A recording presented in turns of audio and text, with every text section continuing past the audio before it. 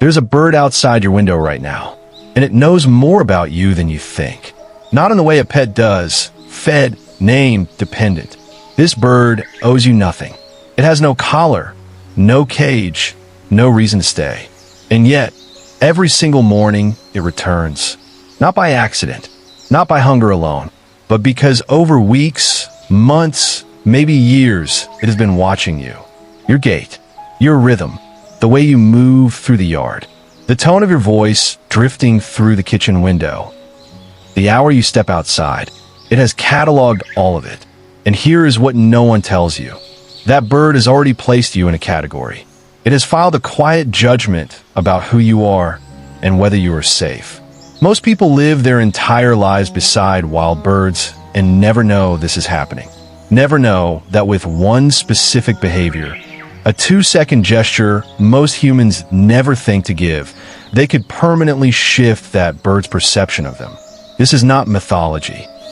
This is peer-reviewed behavioral science, and it begins with something researchers call a presence profile. The profile. Every animal that wants to survive must solve the same daily problem.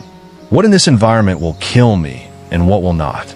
Birds have been solving that problem for roughly 150 million years. And in the last few thousand, a blink by evolutionary measure, they have had to solve a new version of it. One that involves us. A northern cardinal that visits your yard regularly is not simply stopping by for seed. It is conducting continuous field research. Over hundreds of mornings, it has been constructing what behavioral ecologists describe as a behavioral profile, a working model of the humans in its territory built from accumulated observation. This is not face recognition in the way corvids like crows and ravens practice it. That level of individual identification, distinguishing your face from strangers, requires cognitive architecture that songbirds like cardinals and chickadees simply don't carry. But what they do possess is something equally powerful in its own way: pattern recognition. Your posture, the predictability of your schedule, whether you move in straight lines or erratic ones, whether your voice is sharp or low, whether you ever stop or always rush past.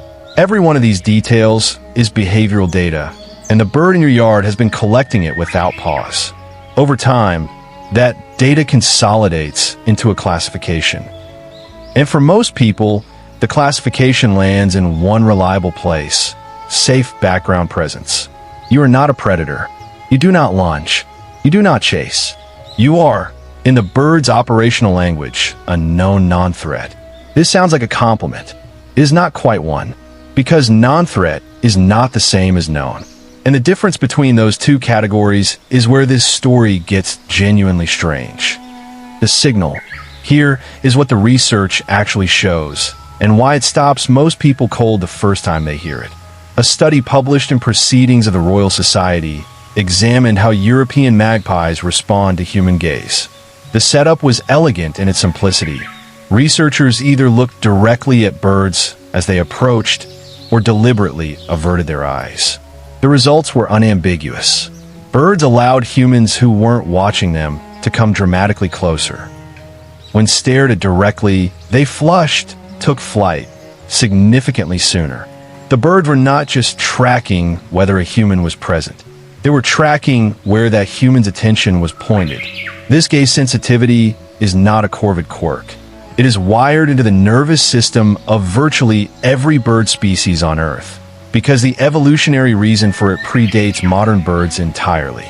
Every visual predator that has ever existed fixes its eyes on prey before striking. Direct, sustained gaze is, in the oldest language of survival, the announcement of an attack. Birds that failed to read that signal did not survive. Birds that read it with precision did. This is what makes a brief, soft glance, 2 seconds, directed loosely, followed immediately by looking away, so behaviorally significant. It does not trigger the predator gaze response. Instead, it registers as something the bird has never recorded from you before. Deliberate, calm acknowledgement with no follow-up threat behavior. Most humans give birds one of two things. They ignore them entirely, or they stare too long. Both patterns have already been filed and processed. They produce no new information, but a new pattern, brief attention, then calm disengagement, forces the bird's threat assessment system to do something it rarely does. It has to reconsider you. The response. The moment it happens, you will notice it, if you know what to look for. The bird freezes, not in panic, in computation. For a fraction of a second, every non-essential movement stops while its nervous system processes the anomaly you just introduced. Then the head tilts. One eye swings forward. It is looking at you directly, purposefully, with the kind of focused attention it normally reserves for things it is trying to classify. And here is the important thing to understand about that moment. The popular interpretation gets it wrong. The freeze is not recognition in any emotional sense. It is a recalculation of flight distance, the minimum safe gap it must maintain between itself and a potential threat. You broke your predictable routine, and the bird needs new data before it can update its safety margin. The head tilt is not curiosity in the way we experience curiosity. Birds have eyes positioned on the sides of their heads, laterally placed, optimized for wide-field threat detection rather than forward depth perception. Tilting the head brings one eye into a forward-facing angle, sharpening focus on whatever just changed. What the bird is doing, precisely, is gathering better information about you. Voice adds another dimension entirely. Research on house sparrows, published in Animal Cognition, demonstrated that sparrows learn to associate specific human voices with specific outcomes: food, danger, or neutral presence. Your voice is something the cardinal in your yard has almost certainly heard before, drifting through windows and porch conversations. But it has almost never heard you speak at it, softly, calmly, directly, without sharpness or sudden volume. That acoustic signature, low, unhurried, non-aggressive, gets filed as social communication. Not understood, filed. And filed information accumulates into something that changes behavior. The shift, what happens next, if you are consistent, is one of the more quietly remarkable things a person can witness in an ordinary backyard.